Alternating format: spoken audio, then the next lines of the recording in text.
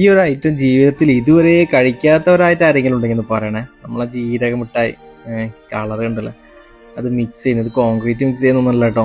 പഞ്ചസാര ജീരകത്തിലേക്ക് മിക്സ് ചെയ്തിട്ട് അത് ഹീറ്റ് അടിച്ചിട്ട് ലെവലാക്കി എടുക്കുന്നത്. അതിൽ കൂട്ടുന്ന കളർ നോക്കണം കേട്ടോ.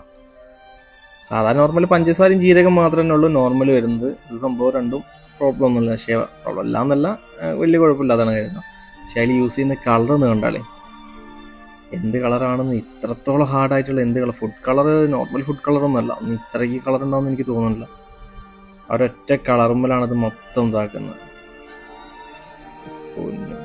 ഇതൊക്കെയാണ് നമ്മൾ ഏത് കല്യാണ പെരയിൽ പോയാലോ ഹോട്ടലിൽ പോയി കഴിഞ്ഞാൽ യൂസ് ചെയ്യാത്തവർ കുട്ടികളുണ്ടാവും എനിക്ക് തോന്നുന്നില്ല.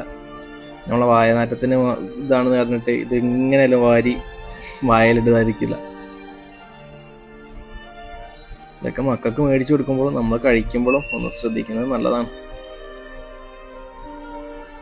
പല കളറിൽ കിട്ടുന്ന ഐറ്റം കേട്ടോ. എൻ്റെ പൊന്നു,